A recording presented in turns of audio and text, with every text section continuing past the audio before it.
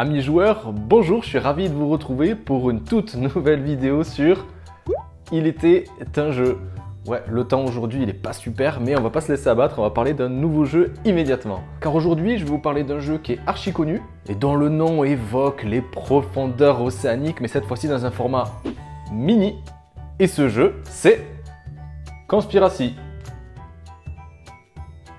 Conspiracy, c'est un jeu de 2 à 4 joueurs à partir de 8 ans pour des parties. Sur la boîte, il y a marqué 30 minutes, mais honnêtement, je pense qu'en 10-15 minutes, c'est largement faisable. Mais vous allez voir, vous aurez forcément envie de refaire des parties, d'en refaire 2, voire même 3.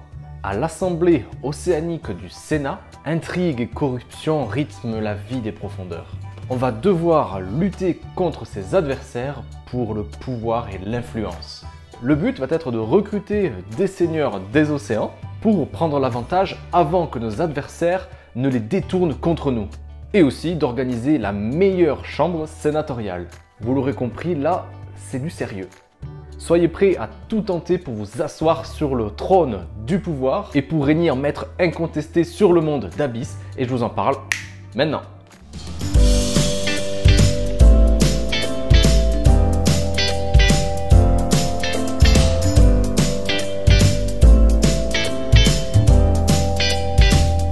Comme je vous le disais dans l'introduction, le but dans Conspiracy va être de rallier les seigneurs à sa cause pour constituer la chambre sénatoriale la plus influente de l'hémicycle et ainsi de s'assurer d'avoir la main mise sur l'Assemblée océanique du Sénat. Et pour cela, il va falloir compter sur 4 paramètres. Premièrement, sur chaque seigneur le plus influent de chaque guilde, soit en fait de chaque couleur qui va être en notre possession. Deuxièmement, des lieux qu'on va pouvoir acheter et qui seront sous notre contrôle. Troisièmement, notre plus grande coalition de seigneurs, encore une fois de la même couleur. Et enfin, les perles qui vont être en notre possession à la fin de la partie. Chacun leur tour, les joueurs vont devoir respecter les 2 étapes suivantes. Premièrement, recruter des seigneurs, c'est-à-dire que le joueur va choisir un ou plusieurs seigneurs dans la pioche en fonction du lieu où il va les recruter, pour ensuite agrandir sa chambre sénatoriale, c'est-à-dire placer le ou les seigneurs qui viennent tout juste de piocher dans sa chambre sénatoriale et appliquer les effets des cartes qu'il vient tout juste de déposer.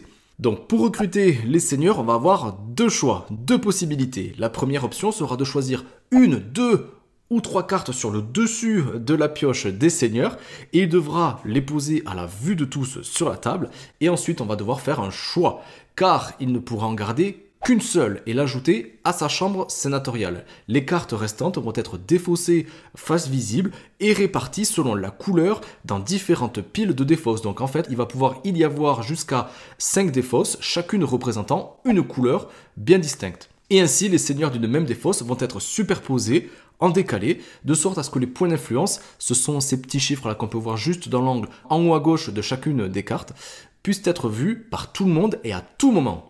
Sinon, on pourra tout aussi piocher une ou plusieurs cartes dans une des piles de défausse, c'est-à-dire parmi une des 5 piles de couleurs qui vont pouvoir se constituer au fur et à mesure de la partie. Mais cette fois-ci, ça va être un tout petit peu différent, car il va falloir prendre tous les seigneurs d'une même couleur pour les ajouter dans sa chambre sénatoriale. Donc par exemple ici, si je choisis cette pioche de couleur rouge, je vais donc devoir prendre toutes les cartes rouges, c'est-à-dire prendre ces 3 cartes de la pile pour les poser devant moi et ainsi agrandir ma chambre sénatoriale avec 3 seigneurs. Et pour cela, on va devoir respecter un ordre de pose bien précis.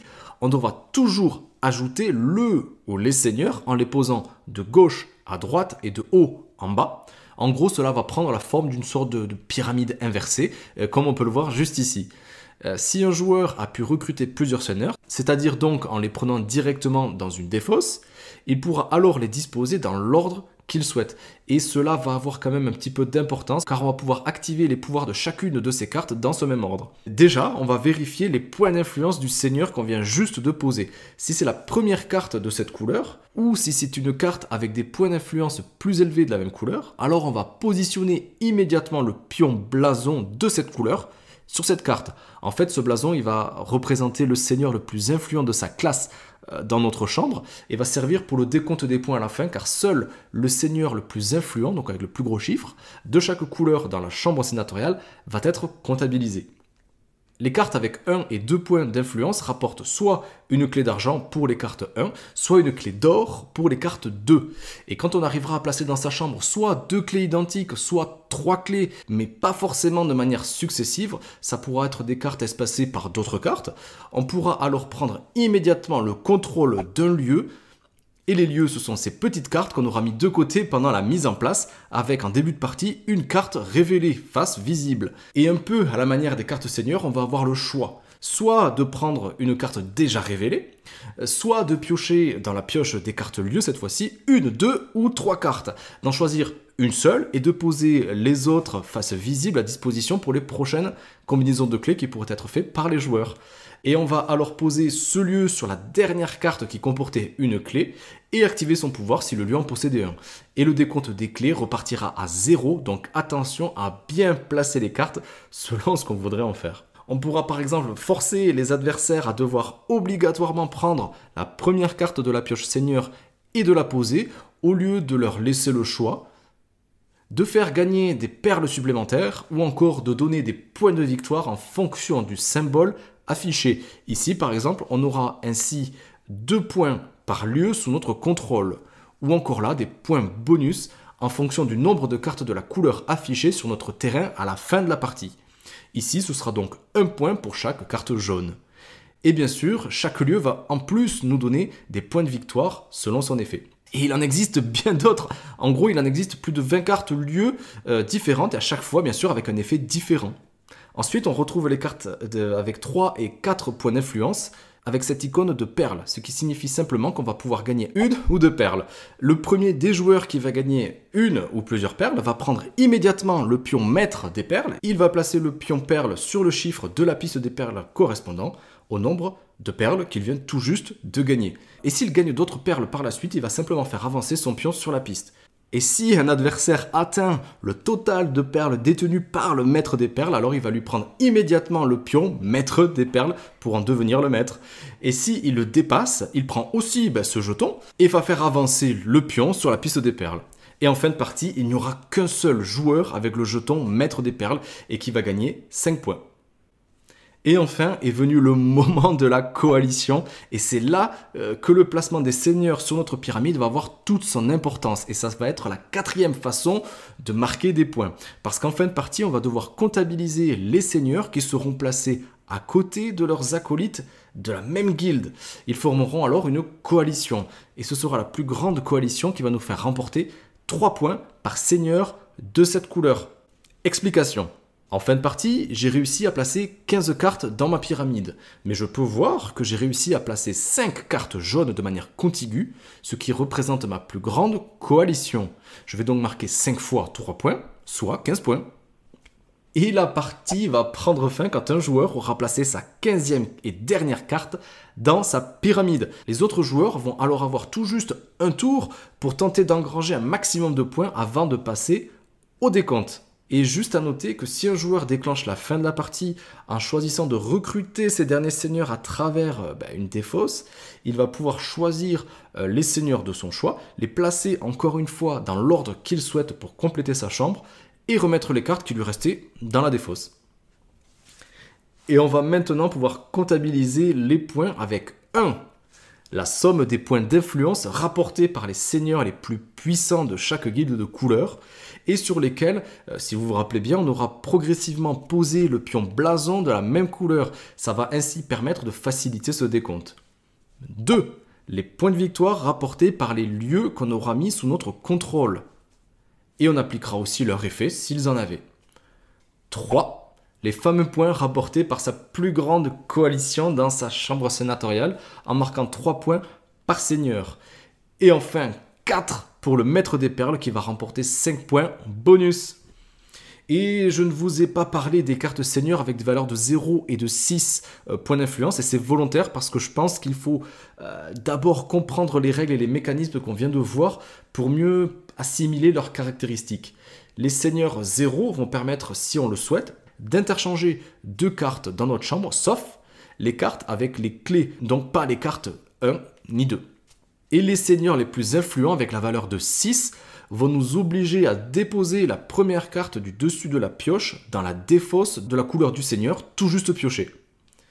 Et celui qui aura le plus grand nombre de points sera évidemment le gagnant. Et en cas d'égalité, la victoire reviendra à celui qui aura amassé le plus grand nombre de perles. Conspiracy, c'est donc un jeu de combinaison, de collection, mais aussi d'optimisation, avec une petite dose de stop ou encore et de prise de risque, dans les jupons de son grand frère Abyss. On retrouve les mécaniques des perles, des clés qui vont nous ouvrir les lieux, les différentes défausses de couleurs, mais ici dans un style un tout petit peu plus épuré, et donc aussi peut-être beaucoup plus accessible finalement. C'est malin, c'est rapide, c'est fluide, mais il n'en garde pas son côté tactique. Car il faudra toujours garder un œil, voire même les deux, sur nos adversaires pour voir la constitution de leur chambre sénatoriale. Parce que ça serait quand même dommage sur une mauvaise pioche ou un mauvais choix de leur laisser l'opportunité d'avoir une super main et qu'ils agrandissent leur chambre sénatoriale et qu'ils agrandissent leur coalition avec une guilde de couleurs ou peut-être même d'augmenter les bonus liés à l'acquisition des lieux qu'ils auront fait auparavant ou même, et vraiment attention à ça, de carrément terminer la partie en leur faisant prendre une pioche avec plusieurs seigneurs et qui va terminer leur pyramide de 15 cartes et donc signer immédiatement à la fin de la partie, laisser l'opportunité d'un tour supplémentaire pour tous les autres joueurs qui vont alors tout tenter pour essayer d'engranger un maximum de points avant la fin de ce tour. Le but étant de limiter la casse finalement. Et oui, c'est un tout petit jeu mais c'est vraiment très tactique. Avec toutes les possibilités qu'on vient d'évoquer, il est quasiment impossible d'avoir une mauvaise main dans Conspiracy. Ça va être surtout de l'optimisation permanente afin de laisser le moins d'opportunités à son adversaire ou à ses adversaires. Donc attention de ne pas être trop gourmand finalement, car ça pourrait laisser beaucoup plus de possibilités aux autres. Un véritable puzzle sénatorial quoi. Mais les règles, elles sont vraiment très faciles à appréhender, très faciles à expliquer et très faciles à assimiler. Les illustrations, superbe, moi j'adore. Le style graphique, il reste reconnaissable entre mille. Ça reste dans la continuité de ce que propose Abyss. C'est très très beau. Et regardez ça, cette boîte métallique, honnêtement, c'est pas super beau ça? C'est plus petit, c'est plus léger, format de poche, c'est plus accessible, c'est plus rapide, c'est moins cher aussi évidemment. Vraiment facile à sortir pour des parties immédiates. À 2, c'est déjà pas mal, mais à 4, attendez-vous à devoir avoir les yeux partout. Et avec toutes ces couleurs de boîte, franchement, je pense qu'il y en aura pour tous les goûts. Il va y avoir une boîte pour chaque guilde, pour chaque couleur, donc bleu, violet, rouge, jaune et vert. Donc attention collectionneurs! Alors, c'est laquelle votre préférée? Voilà, j'étais ravi de vous présenter une nouvelle vidéo sur la chaîne. Comme toujours, lâchez-moi un gros pouce bleu si ça vous a fait plaisir, si vous avez aimé cette vidéo. N'hésitez pas à aller vous abonner ou aller voir notre compte Insta. On propose des jeux qu'on n'a pas encore exposés en vidéo, permettra de partager aussi notre passion du jeu de société. Sur ce, je vous dis à très vite sur Il était un jeu. Ciao!